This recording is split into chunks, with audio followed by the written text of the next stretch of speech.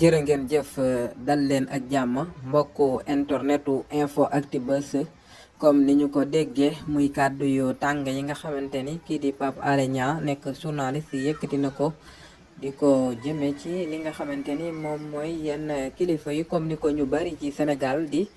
njorte saa boo xamante ni rek réew mi am na ay yëngu-yëngu ñu ci xalaat li nga xamante ni ñoom ñooy kilifa yi ñu dal di ci indi seen ay kàddu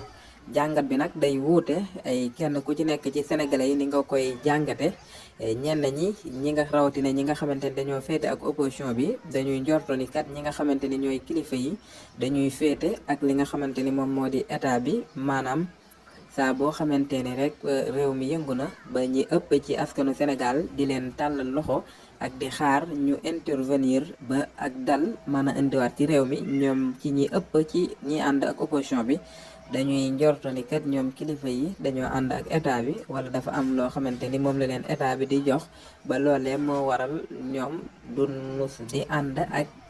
li nga xamante ni moom mooy askan wi ngir jàkkaarloo ak état bi wax ko li nga xamante ni ñoom moom la ñuy def te jaaduwul waaye ba tey mu am ci waneen ci askan bi ñoo xamante ni ñoom itam jàppale ni kat kilifa yi ñoo ngi wax waaye dafa fekk ni ñoom dañoo nekk ñoo xamante ni ñoom ñoo jaboote ñëpp kon duñ mën a wax rek ci kaw ndax fépp dañ faa am njaboot ba ñenn ñi njorto ni kilifa yi ñoo ngi wax sax ci suuf ñoo ngi wax maanaam ci suuf li nga xamante ni gis nañ état bi di ko def mu nekk ay mbir yoo xamante ni mbir yu jaaduwul la waaye nekkit loo xamante ni injustice lay doon ñenn ñi sax dem ba ci itam njorto ni kat dafa am ñoo xamante ni ñoom ñoo am problème ak kilifa diine yi di bëgg ci régler waale seeni problème ba saa soo xamante ni rek mbir yu demee nii am na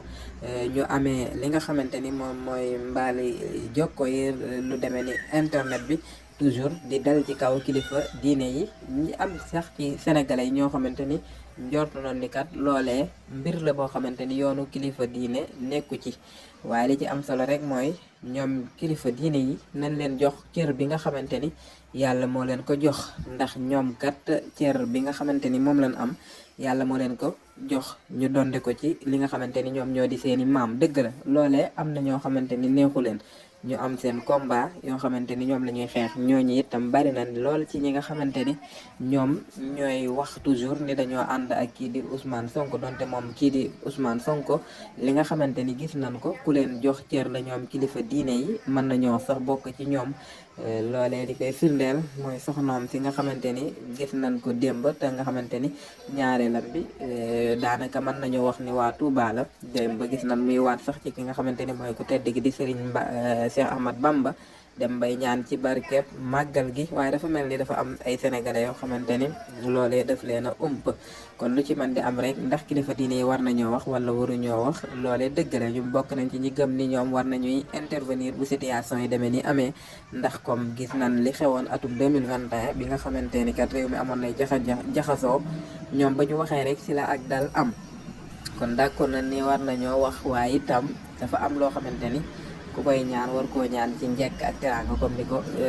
njiitu réew mi doon waxee waaye dafa mel ni léegi réew mi yaradibku bi daf fee bari lool ak ñi nga xamante ni kat ay nit lan ñoo xamante ni dafa mel ni dañoo am problème ak ñii di kilifa diine yi bëgg koo régler waale ci biir bu ko defee ñu xam lan mooy xeex bi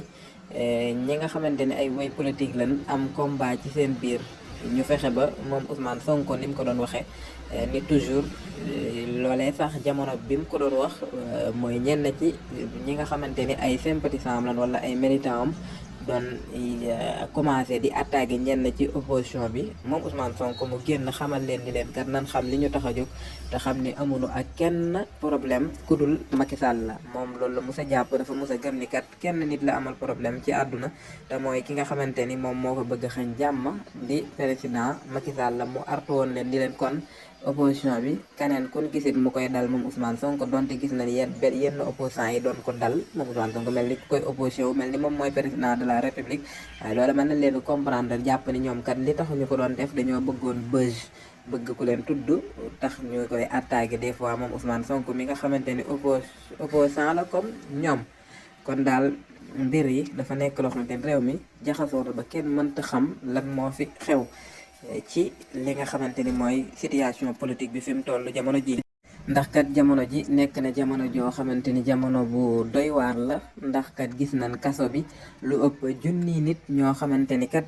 ñoo ngi ànd ak kii di Ousmane Sonko, wala ñenn ñi nekk ay activiste ba ci sax ay opposition yoo xamante ni ñoo ngi ci kaso bi ñu tëj. te ba léegi ñi ci ëpp ci ñoom boo laajee lan lañ leen tëjee maanaam mënuñu laa wax lenn loo xamante ne lu leer lay doon lu mën a teg loxo ni loolee moo tax ñu tëj leen. kon bu boobaa ñuy ñaan ci njëkk ñi nga xamante ni ñooy kilifa yi ñu yëkkati seen kàddu dina ci baax lool donte ni des fois bu ñuy dégg ñeneen ñi di leen yekk wax yenn wax yi dafa ñuy naqari, ndax ñun kat ñoom lañ gëm te ñoonu gënal laneen lu dul ñoom. kon des fois bu réew mi tolloo fii da ciy baax, ndax kat mënoo comprendre ñun la kat kii di ki nga xamante ni moo posé question doon laaj ndax dañoo rey frère am wala di Fadilou Keita ñu jàpp ko tëj ko ci kaso bi depuis décembre 2022 ba léegi. ki nga xamante ni it mooy kii di Bassirou Diomaye Faye ñu tëj ko ci kaso bi ak ñu bëree bëri te chaque jour ñu gis ñu fare ci beneen boor bi di wax danoo war a rey diw ay baat, ku wax candidat Ali Dembourou Sow, ku wax candidat ni Macky Sall la warta posé